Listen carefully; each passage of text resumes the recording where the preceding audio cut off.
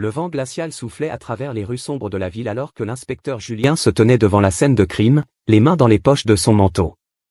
Des rubans de police encerclaient un vieux manoir abandonné.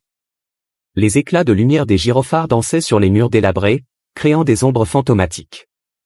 Un appel anonyme avait alerté la police, signalant un meurtre dans cette bâtisse autrefois majestueuse.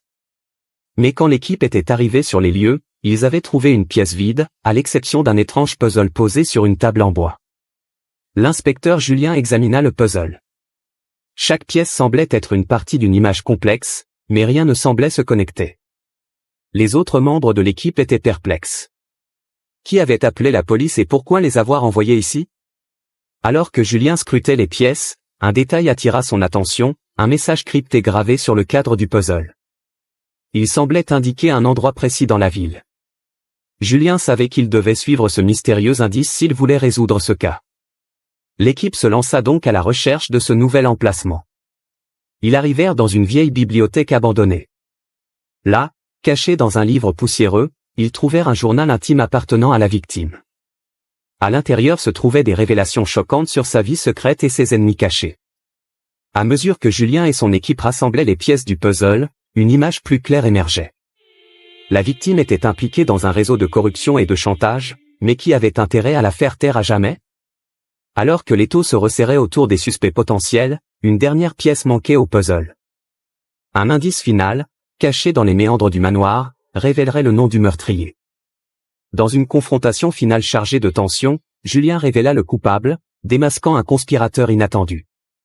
Avec le mystère résolu, la ville pouvait enfin retrouver un semblant de tranquillité. L'inspecteur Julien se tenait au centre d'une pièce sombre du manoir abandonné, entouré des principaux suspects. Le silence pesait lourdement alors que chaque regard se tournait vers l'autre, la tension électrique palpable dans l'air. Julien avait rassemblé les indices, les pièces du puzzle qui avaient conduit à cette confrontation finale. Il avait observé chaque réaction, chaque frémissement de nervosité, cherchant des signes de culpabilité.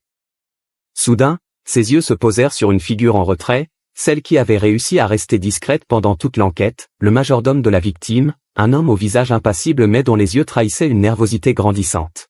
« Vous pensez que c'est moi ?» demanda-t-il d'une voix calme, mais le tremblement de ses mains trahissait sa nervosité. « Je pense que vous en savez plus que vous ne voulez bien le dire, » répondit Julien d'une voix ferme.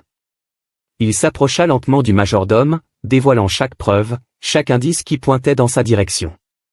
Les réactions des autres suspects confirmaient ses soupçons, ils avaient été manipulés par cet homme, jouant les pions dans son jeu machiavélique.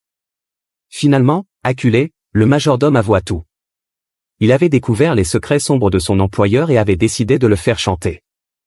Mais lorsque la victime avait menacé de le dénoncer, il avait vu rouge et avait commis l'irréparable. La tension atteignit son paroxysme alors que l'inspecteur Julien menottait le coupable, mettant ainsi fin à son règne de terreur et de manipulation. Si le contenu vous plaît, n'oubliez pas de vous abonner. Votre soutien compte beaucoup.